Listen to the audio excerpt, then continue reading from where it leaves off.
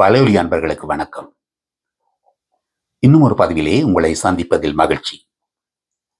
இன்றைய பதிவு பரஞ்சி பார்வையாக டொரண்டோவில் வெளியான ஒரு வழக்கின் தீர்ப்பு பற்றியும் அது பற்றிய எனது மனதில் உதித்த எண்ணங்களையும் கருத்துக்களையும் உங்களுடன் பகிர்ந்து கொள்ள எண்ணியதுதான் இந்த பதிவின் காரணம்.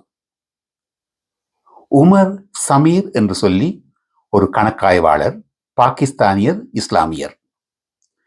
20ஆம் ஆண்டு அவர் தனது குடும்பத்துடன் கனடாவுக்கு குடிபெயர்ந்து டொரண்டோ மாநகரிலே வாழ்ந்து கொண்டிருந்தார். 21ஆம் ஆண்டு ஜூலை மாதம் 1ஆம் தேதி தனது முதலாவது வருடத்தின் கனேடிய தேசிய தினத்தை கொண்டாடுவதற்காக தனது மனைவி பிள்ளையுடன் டொரண்டோ சென்று டொரண்டோ மாநகர கார் தரிப்பிடத்திலே வாகனத்தை நிறுத்திவிட்டு கொண்டாட்டங்களை எல்லாம் பார்த்து ரசித்த பின் கிட்டத்தட்ட நடு சாமம் ஆகின்ற நேரத்திலே அவர் அந்த வாகன தரிப்பிடத்திற்கு வந்திருக்கின்றார்.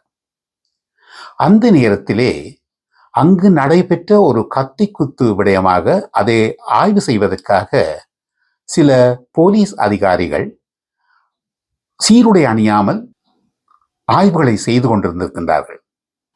அவர்கள் கார் தரிப்பிடத்துக்கு சென்ற சமீரையும் குடும்பத்தை நிறுத்தி கேள்விகள் கேட்க முற்பட்ட போது அவர் காருக்குள் இருந்து இவர்கள் யார் என்று தெரியாத காரணத்தினால் தன்னையும் தன் குடும்பத்தையும் தாக்குவதற்காக வந்திருப்பார்களோ என்று அவர் அஞ்ச தொடங்கிவிட்டார். அஞ்சுவதற்கு காரணம் இருந்தது. ஏனெனில் டொரண்டோ சுற்றுப்பாகங்களில் எல்லாம் இஸ்லாமியர்கள் மீது இப்படியான தாக்குதல்கள் அன்று நடைபெற்று கொண்டிருந்தன. அதிலும் முக்கியமாக ஜூலை 1ஆம் தேதி இந்த சம்பவம் நடைபெறுகின்றது என்றால் ஜூன் மாதம் 6ஆம் தேதி ஒன்டாரியோ மாகாணத்தின் லண்டன் என்ற இடத்திலே நடந்த ஒரு தாக்குதலில் ஒரு வெள்ளை இன வெறி பிடித்த இளைஞன் ஒருவன் அப்சால் என்று சொல்லி ஒரு இஸ்லாமிய குடும்ப தலைவனை, தலைவியை, மகளை, அந்த தலைவனின் தாயை வாகனத்தால் அடைத்து கொலை செய்திருந்தான். அதன் காரணமாக இஸ்லாமியர்கள் எல்லோருமே அச்சம் கொண்டிருந்தனர், வெளியில் செல்வதற்கு பயந்து கொண்டிருந்தனர். இந்த சீருடை அணியாத அந்த போலீஸ் உத்தியோகத்தர்கள் இவர்களை தடுத்து நிறுத்த முற்பட்ட பொழுது, அவர்கள் தங்களது அடையாள அட்டையை காட்டிய பொழுதும் மறண்டவன் கண்களுக்கு இருண்டதெல்லாம் பேய் என்றது போல் அந்த அடையாள அட்டையும் சிறியதாக இருந்த காரணத்தினால் சமீரால் அதை அறிந்து கொள்ள முடியவில்லை. அவர் இயன்ற வரையிலே விரைவாக அந்த கார் தரிப்பிடத்தை விட்டு வெளியே சென்று விட வேண்டும் என்பதுதான் அவரது ஒரே நோக்கமாக இருந்ததால் விரைவாக வாகனத்தை எடுத்துக்கொண்டு வெளியே சென்ற பொழுது அந்த வாகனத்தால் நோர்த்ரப் என்று சொல்லிய அந்த போலீஸ் உத்தியோகத்தர் ஒருவர் கொல்லப்பட்டு விட்டார். டொரண்டோவில் மாத்திரமல்ல, கனடாவிலே குற்றங்களிலே பாரிய குற்றம் போலீஸ் அதிகாரிகள் கொல்லப்படுவது. அதிலும் குற்றவாளிகளுக்கு தண்டனை மிக மோசமாக இருக்கும். அந்த வகையிலே தான் சமீர் தாங்கள் போலீஸ் அதிகாரிகள் என்று சொல்லியும் கூட அவர் கொல்லுவதற்காக வேண்டுமென்று அந்த வாகனத்தை வேகமாக செலுத்தி நோர்த்ரப்பை கொலை செய்தார் என்று சொல்லித்தான் அந்த வழக்கு வந்திருந்தது. ஆனால் என் போன்ற குடும்பத்தவர்கள் எல்லோருமே சமீரை, அவரது நிலையை உணர்ந்து கொள்ளக்கூடியதாக இருந்தது. அதுவும் புதிய நாடொன்றில், புதிய இடத்திலே இப்படியான ஒரு நிலைமையில், அதுவும் கண் முன்னாலேயே ஒரு குடும்பம் அழிக்கப்பட்டு விட்டது, அதுவும் இஸ்லாமியர்கள் தாக்கப்படுகின்றார்கள் என்ற ஒரு மனநிலையிலே அவர், நாங்களாக இருந்தால் கூட அவர் நிலையில்தான் நாங்கள் முயன்றிருப்போம் என்று சொல்லித்தான் எங்கள் எல்லோருக்கும் அவர் மீது அனுதாபம் இருந்தது. அவர் 25-30 வருடங்களை சிறையில் கழித்து விடக்கூடாது, அவரது குடும்பம் பாதிக்கப்பட்டு விடக்கூடாது என்ற பச்சாதாபம் சமீர் குடும்பத்தின் மீது இருந்ததால் நாங்கள் எல்லோருமே அவர் விடுதலை பெற வேண்டும், குற்றவாளி அல்ல என்று சொல்லி தீர்ப்பு வர வேண்டும் என்று சொல்லி நாங்கள் எதிர்பார்த்து காத்து கொண்டிருந்தோம்.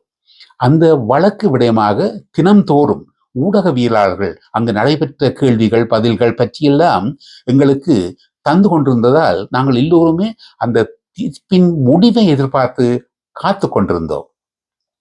ஆனால் மனதுக்கு ஆறுதலான விடயம் என்னவெனில், அந்த உயர்நீதிமன்ற நீதிபதி, அந்த வழக்கை விசாரித்துக் கொண்டிருந்த நீதிபதி அம்மா அவர்கள் அந்த ஜூரர்களிடம் கடைசியாக சொன்னது, தனக்கே புரியவில்லை என்ன காரணத்திற்காக இந்த வழக்கு இங்கு கொண்டு வரப்பட்டிருக்கின்றது என்று சொல்லி. ஏனெனில் அந்த சாட்சிகள் 3 பேரும் சொன்ன தகவல்களும் அங்கு நிரூபிக்கப்படவில்லை என்று சொல்லியும், அதே வேளையில் சமீர் ஓடிய அந்த வாகனம் அதில் பாரிய விபத்து ஒன்றும் நடந்ததற்கான துப்பும் இல்லையே என்று சொல்லித்தான் அவர் கூறுகின்றார். ஏனெனில் அந்த நோத்ரப் என்ற அந்த போலீஸ் உத்தியோகத்தரை வாகனத்தால் அடித்து கொன்றதற்கான ஒரு விதமான அட்டாட்சியும் அந்த வாகனத்தில் இல்லை என்று சொல்லி சொல்லுகின்றார். அதே வேளையிலே உங்கள் தீர்ப்பை உங்கள் மனச்சாட்சிக்கு விரோதம் இல்லாமல் தாருங்கள் என்று சொல்லி அனுப்புகின்றார். அதே எங்களுக்கு ஒரு நம்பிக்கையாக இருந்தது. ஆனால் இன்று மேற்குலக நாடுகளிலே டொனால்ட் ட்ரம்ப் போன்ற மோசமான பிறவிகள் எல்லோரும் கூட தங்களது பணத்தை, அதிகாரத்தை வைத்துக்கொண்டு அந்த நீதி பரிபாலனத்தையே மோசமான எங்கள் போன்றவர்கள் எல்லோரையுமே நம்பிக்கையினம் வரக்கூடிய அளவிலே தான் வாழ்க்கை இன்று ஓடிக்கொண்டிருக்கையிலே இப்படியான சின்ன சின்ன தாக்குதல்கள், விபத்துகள் கூட சிறுபான்மையினரை பாதித்து விடுமோ என்று சொல்லி ஒரு பயமும் ஏக்கமும் எதிர்பார்ப்பும் இருந்த காரணத்தினால்தான் அப்பாவி சமீர் விடுவிக்கப்பட வேண்டும் என்று சொல்லி எங்கள் எல்லோர் மனதிலேயே ஒரு எதிர்பார்ப்பு இருந்தது. அந்த எதிர்பார்ப்பை நல்ல ஒரு முடிவை என்று அந்த தீர்ப்பு கொண்டு வந்து அவர் குற்றவாளி அல்ல என்று சொல்லி முடிவு வந்திருக்கின்றது. அந்த வகையில் தான் இன்று உலகிலே அந்த இஸ்ரேல் பாலஸ்தீனர்கள் மீது தொடுக்கின்ற அந்த அழிவை கூட நீதி கிடைக்காமல் இருக்கின்றது. சர்வதேச சட்டவியல் நீதிமன்றத்தில் கூட இஸ்ரேலுக்கு எதிராக வந்த அந்த தீர்ப்பை அமல்படுத்த முடியாமல் இருக்கின்றது. அப்படியான காலகட்டத்தில் சாதாரணமான மக்கள், நாங்கள் சாதாரணமாக வாழ்ந்து இருக்கும் இடங்களில் கூட எங்களது இனத்தை, மொழியை, மதத்தை வைத்து பாதிக்கப்பட்டு விடுவோமோ, சமீர் கொலை செய்தார் என்பதற்காக வந்திருக்கின்ற அந்த ஜூதர்கள் கூட சமீர் ஒரு இஸ்லாமியர் என்பதற்காக அவருக்கு எதிராக தீர்ப்பு கொடுத்து விடுவார்களோ என்று சொல்லி ஒரு பயம் எங்கள் எல்லோரும் உள்ளத்திலும் இருந்தது. இன்று மனதில் பால் வார்த்தது போல் வந்த அந்த தீர்ப்பு நல்ல ஒரு முடிவை தந்ததால் மனதில் அமைதியையும் நம்பிக்கையும் கொடுத்திருக்கின்றது.